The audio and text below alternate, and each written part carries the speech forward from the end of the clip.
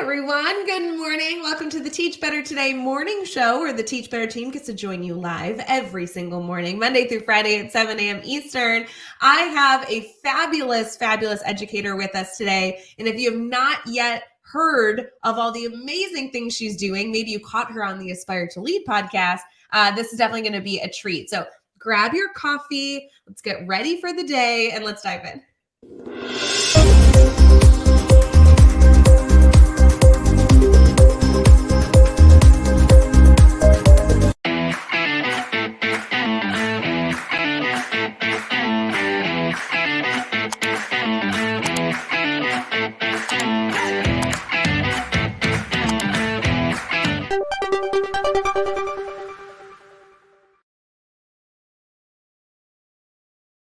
Hey everyone, good morning. We have Rachel with us today. How are you feeling? Good morning, Rae. I'm feeling great. How are you? Good. I love the whole Rae and Rachel duo that we have here. I'm kind of a big fan. Maybe we should be co-hosts all the time. I love that. Let's do it. Let's do it. You know, Rachel, I have seen the work that you've done a bunch. I am a very proud social media stalker of yours. So I really appreciate you coming on the Teach Better Today morning show, because I know our network is always looking for the next fabulous educator to add to their PLN. And I know you're going to be the perfect fit for them this morning. Do you mind sharing a little bit about what you do, who you are, kind of all that good stuff for people who may not yet be connected to you? Yes, of course. Thank you so much again, Rae, for having me on your show. I'm really excited to connect with the Teach Better audience. My name is Rachel Edoho-Eket, and I serve as a principal in a county in Maryland. So I have been an administrator for 9 years now. And before I was an administrator in elementary school, I was a kindergarten teacher for most of my career. So I love the babies. I love that age group so much. And I always laugh and say, I love school so much that I never left school. I've been in school since I was 3 years old in preschool, all the way up to now. I really love learning, and I really love working with students and staff and their families. So I feel like being a principal really combines all of the things that I love most about education. So I recently wrote a book called The Principal's Journey, just talking about what is the process to become an administrator, because we know there's so many wonderful teacher leaders who have that skill set, but might not know where to start. So I wrote the book here as a way for a guide and just helpful tips and anecdotes to help people get to their professional goals faster.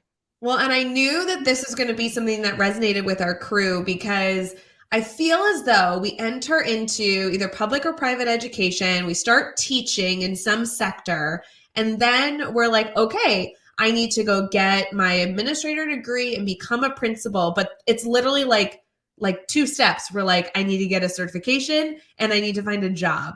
And I can only assume, based on the fact that you just wrote a book on it, that there is so many more things an educator should do to get ready for this leadership role and actually be successful at it. I can only assume, right? Yes, 100%. And I would just add, Rae, I was not someone that ever thought about being an administrator. So I think that's something that's a cool part of my story. I'm a 3rd generation educator. So my grandmother was an educator. My mother has her teaching degree and I had mine. And I knew I was going to be this teacher for 30 years and retire like everyone else does in my family. But I had a principal say to me one day, you know, Rachel, I see you have this skill set. Have you ever considered being a building leader one day? I see that in you. And I said, absolutely not. I have no interest in doing that. But she really, at the time I was a team leader, I was a new team leader, and I loved that work. I loved having a seat at the table. I loved working, collaborating with other leaders. I loved putting on school events for the community and seeing the efforts coming to fruition. And so I really began to think about what else could I do outside of my 4 walls of my classroom? And that really helped me to get over my fear of doing something new and really stepping out and learning from my mentors and from other teacher leaders how to do the job. I love that your focus also is on how to do the job in a way that still fulfills you. I know so many educators in our community are leaders naturally through so many different means, but to be honest, administration right now, I think looks really scary. It looks like a really hard job. It looks like it's a losing battle every single day. We see burnout happening in that specific area of our field more than ever. And so something I really value about you sharing your story, sharing your message, and sharing your tips is hopefully that this allows an educator to see beyond the stress that exists in this role and start looking at how we can make this a more sustainable job that we can enjoy because it's so important in our field. Yes, absolutely. I mean, you hit everything on the head that I talk about in the book. I really try to think about how administrators can make the job our own, because I agree with everything you said. This is a very challenging job. I'm the first one to say that this job, I actually start the book talking about what are the rewards and the benefits and what are the challenges, because I think it's important to start the book that way so that you can understand, okay, is this something that I want to do, that I have the capability to do? Because I agree with you. Every teacher is a leader. We are all leaders in our classrooms. We're all leaders in our homes. We're leaders in our community. That's a part of who we are.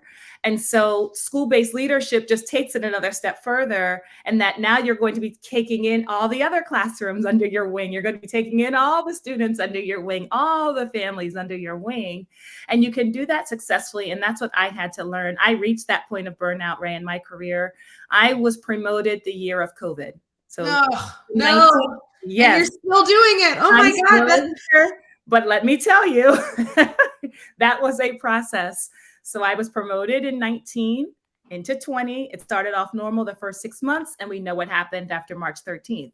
And so every year I just kept asking, is this it? I really could not see myself functioning in this role. It was so different. I was talking to my mentors all the time, people with years of experience as a principal. When is this going to get better? That was my question. And all of them said, I have no idea. I'm new like you again. That was kind of the beauty of that time. Everyone became new again. No matter if you had 20 years of experience as a principal or were new like my 7 of my other colleagues, we all were promoted together. We all became new. We all were collaborating and leading together. And so what that helped me understand was, number one, a principal doesn't have all the answers. When we are experiencing new things, we really had to lean on each other. And 2, I had to get my mental health in check. I am now the first person to advocate for my staff to use those employee resources, because I had to use those employee resources when I was questioning the course of my career.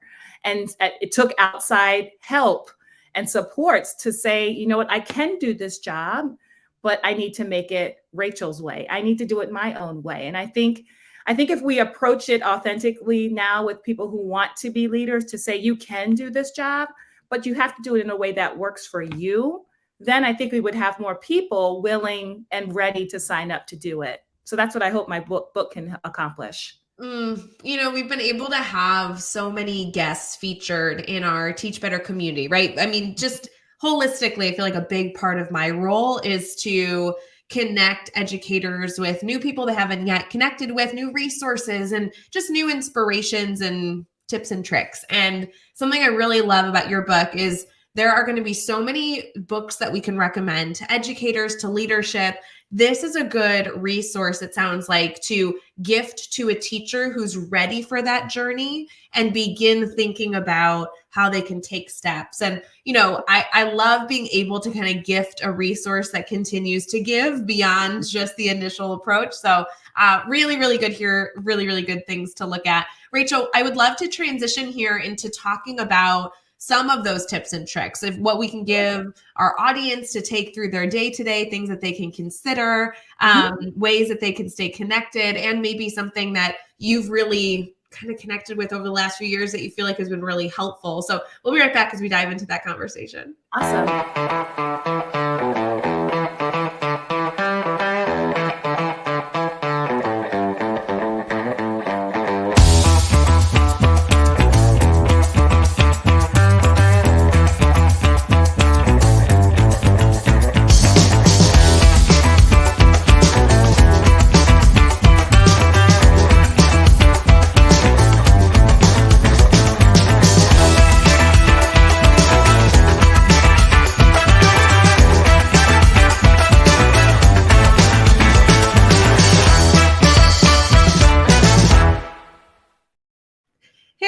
welcome back to Teach Better Today morning show. We are here with our incredible friend, Rachel, an educator who started in kindergarten. That makes me anxious even saying that. I am not the one for littles. Thank God someone can do it. Turned administrator who now aims to support educators in making the transition to support a wider community.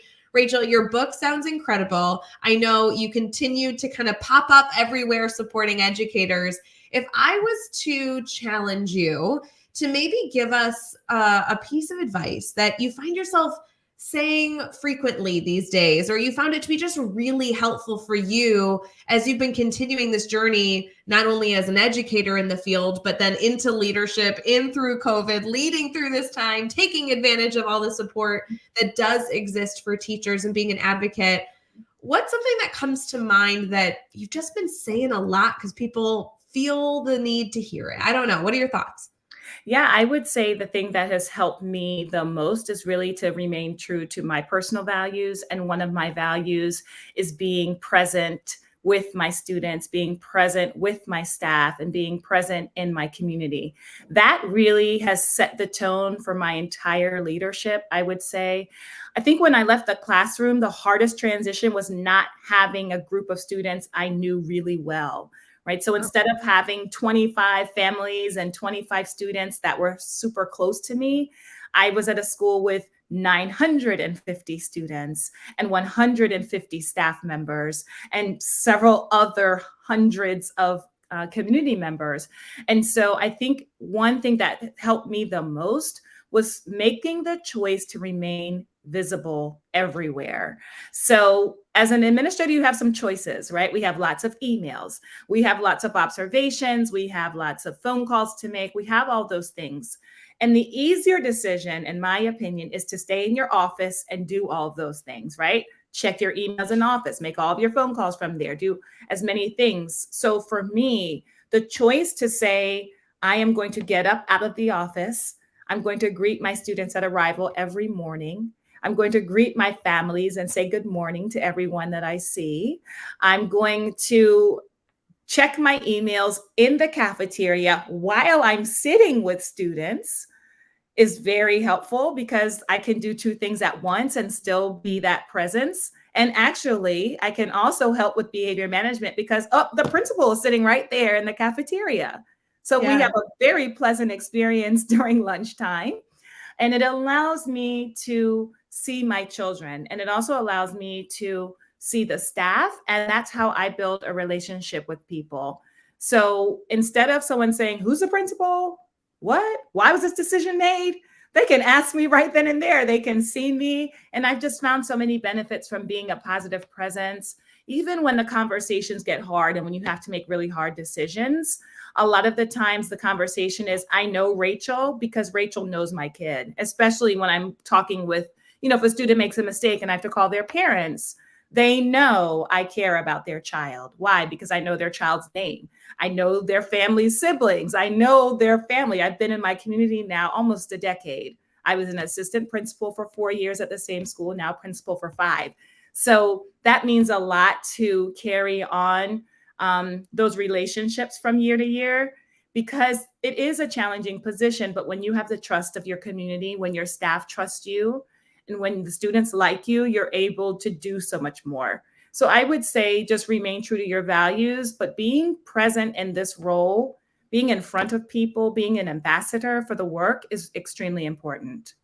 Something I value about what you've shared thus far is the action steps that come from it. It's not just, okay, everyone, let's really try and be present today, because gosh, we need to take that advice when we're at home, when we're in school, when we're having our self-care time. But it's sometimes easier said than done. It's hard to be present sometimes. We have so many activities and distractions that are sometimes even good distractions. They're just at the wrong time. And so something I really value is, it sounds like you must, even put it in your calendar saying, I can't be in my office right now. I need to make sure my meetings end at 8 o'clock because I have to be outside greeting families at 8:15, right? Whatever the time looks like.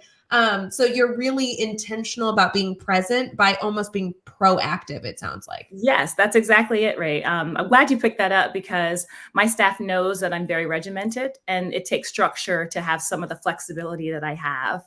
So I agree with you. My staff knows not to schedule meetings for me at that 9:15, 9:10 time frame because I'm outside. So in the past, we used to schedule different meetings during that time, and we just became explicit. I will be outside during that time and will be unavailable for meetings for that first 30 minutes of the day. I'm outside with the families and students. That time is very valuable to me. That's often my favorite time of the day, is greeting families in the mornings in the car line and getting my hugs and all those wonderful things, helping children, ushering them into the building. And there is value in structuring the time for emails. For instance, I do check emails in the cafeteria during the day, but I also will put in structured time during the day to check emails. It might be 30 minutes, but then I'm back out of the office. So Yes. there's certain emails I cannot respond to, or certain things I cannot do in the presence of children. So I do need to structure that time in the day, but it's choices. Again, coming down to choices. If I have the option to be in my office versus the option to walk around for 20 minutes and just be a visible presence, I'm going to do that. Another thing that I do is I check emails out in the pod areas, as long as it's nothing confidential.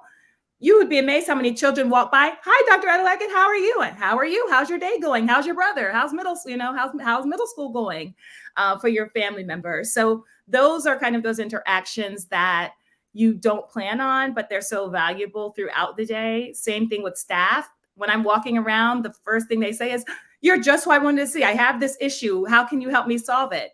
That saves me an email. Let's talk about it right now, and let me connect you with someone who can help you. Or, oh, I just saw someone who has an answer for you. Go check with that person. So it also saves time, and that's something I learned from my mentor. She used to take notes and have a notebook with her, and she would write down everything. I do the same thing. I walk around with my notepad. If something comes up, I write it down. I come back to the notes and remember to respond to that as soon as possible. Or I say, shoot me an email so I don't forget. Send me an email. I'm going to follow up with you while I have the full answer. So it is helpful to be present just for problem solving on the fly alone, just for that. Yeah. I love this. You're not only saving yourself time, saving yourself some of those emails, but also utilizing it to the best of your ability to support those interactions. This is really good for us to consider, because I think the more you said something perfect early on. I'm literally gonna have to go back in this episode and jot it down. I'm gonna quote you 100 times over. But something our community really, really focuses on is, with strong regimens, strong schedules, you get the opportunity for those flexible moments. That is so spot on with, members of our community who are using progressive instructional practices. The whole goal of what teaching looks like right now is to give those opportunities for voice and choice and building relationships, but having so much structure in the background that those moments can happen without losing progress, losing momentum. And I love that you're able to model that in how that affects a leadership role as well, because sometimes we focus on how it impacts instructional time. Now we're looking at how it can impact you as a person really working through the day. So it's a beautiful connection. I know so many members of our community are going to resonate with. Yeah, that's awesome. And I'm mentoring people. Now I'm in a position where I can mentor aspiring leaders. And it's coming to the point where I was when I was looking at my principal years ago. Boy, things just look easy. They look like you're kind of floating around. You kind of understand what's going on. You have a pulse on your building. But it looks easy. It may appear that way, but it is the structures that allow that to happen. It's your leadership team that has things in order. It's your communication that you have with your staff that allows that to happen, that trust. When things look easy and when things appear to be working, that has a lot of work behind it. It's behind the scenes. And a lot of the work that we do as administrators is behind the scenes. And I think part of my work is bringing some of that out into the open so that people know how to do it and how to do it well.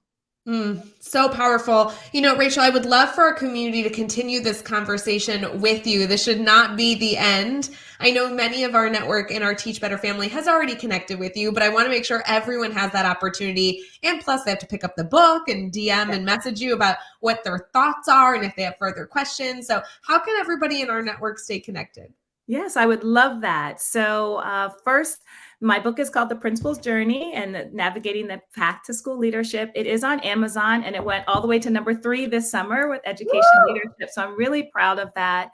The reviews are in, they're positive and they're helping people. So I would love for you to pick up a copy on Kindle or a hard copy. There's also reflection questions after each chapter that relate to the work.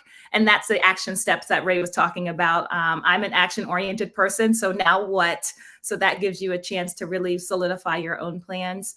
I am on Instagram at The Principal's Journey. And when you go on the page, you just see me. You see me, you see my community, you see our students. I'll be giving tips and videos for leadership and things that are important and valuable that I think that would be helpful to educators. I'm on Twitter at Rachel Edoho-Eket and LinkedIn at Rachel Edoho-Eket and YouTube at Rachel Edoho-Eket because there's only one Rachel Edoho-Eket. If you see that name, it's probably it's me or my family member. So we look forward. I would love to connect with all of you and continue the great work that we're doing because it is great work, challenging, but great work. So important. If any of you have any issues connecting with Rachel, please just reach out to me or anyone on the Teach Better team. I would love to send you like a direct link to stay connected either to her resources or her on social media. That's what the best part of our Teach Better family is about is once you're here, you're family forever. So Rachel, thank you so much for taking the time to hang out with us this morning. And I'm excited for those future conversations of so many educators reaching out to continue to foster this conversation. So I really appreciate it. Thank you so much, Rae. I really have enjoyed our morning today, and I look forward to connecting with all of your listeners. So good for everyone. We hope you have an amazing day ahead. Thank you for tuning into the Teach Better Today morning show. We'll see you soon.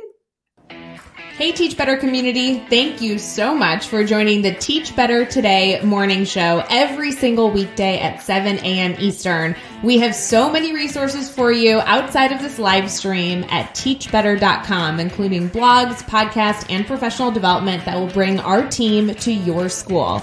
Wherever you are listening from this morning, please make sure you are sharing and celebrating the incredible educators in this world. And hey, if you are listening over on a podcast to Teach Better Talk, we would love a 5-star review. The comments are always so entertaining. We'll see you tomorrow.